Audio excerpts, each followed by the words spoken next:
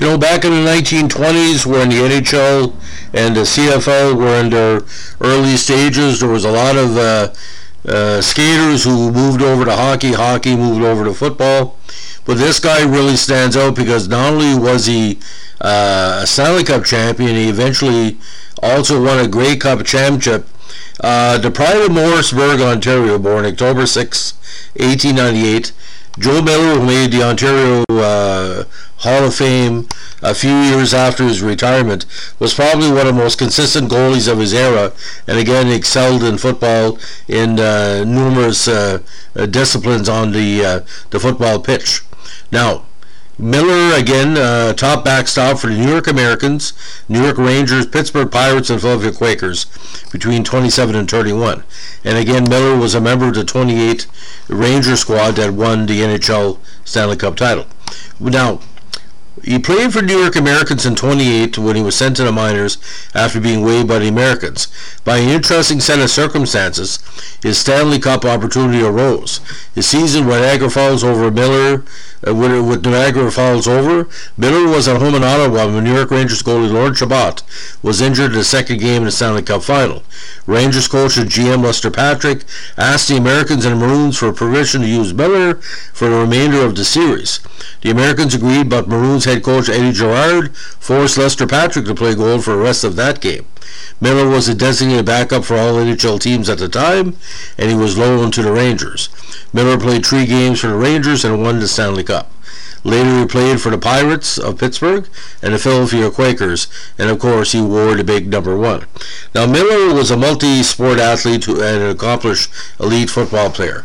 Now, he suited up for 3 seasons with the Ottawa Senators, an interim name for the Ottawa Rough Riders, where he was a star player and part of 2 Grey Cup title teams. In 25, he was integral to the team's success, but missed the Grey Cup due to his hockey commitment in St. Paul, Minnesota. He was the star of the 14 Grey Cup in 26, scoring 3 vital late-game Rouge single points and staving off 2 critical potential turnovers. Now, Miller's amazing 2-sport championship achievement makes him only one of 3 players to have their name engraved on both of Canada's premier sport trophies, the Stanley Cup and the Grey Cup. The others, of course, were Lionel Conacher and Carl Voss.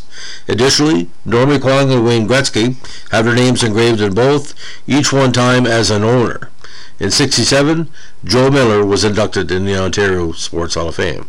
Now, just to recap, his best campaign actually was his first. He was with the Pittsburgh Athletic Association squad, an exhibition team.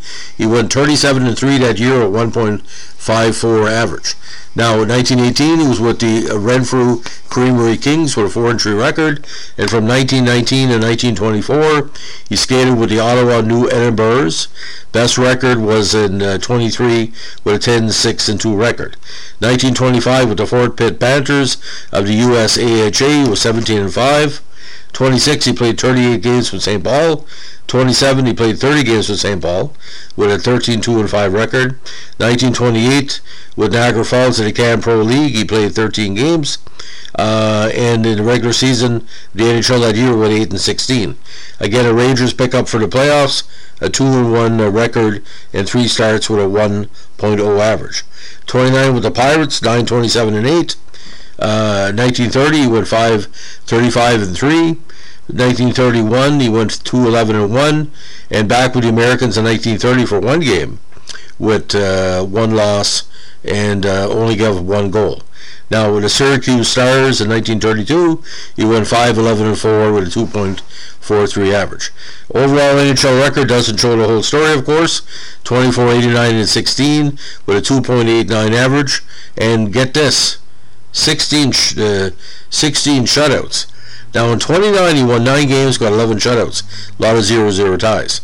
And, of course, he went 2-1 in the playoffs with 1 shutout with a 1.0 average. So, Joe Miller, double championship, sport championship winner, Ontario Hall of Fame member. And what's really ironic here, Ottawa Sports Hall of Fame, of course, sorry about that, Ottawa, Ontario. What's really unique here, everybody that had him as a back up for the whole league, saw his talent, but nobody wanted to put the foot out and make him the number one or number two, and his patience paid off in the Stanley Cup. Again, Ottawa Sports Hall of Fame. My apologies there. Thanks for listening. Bye.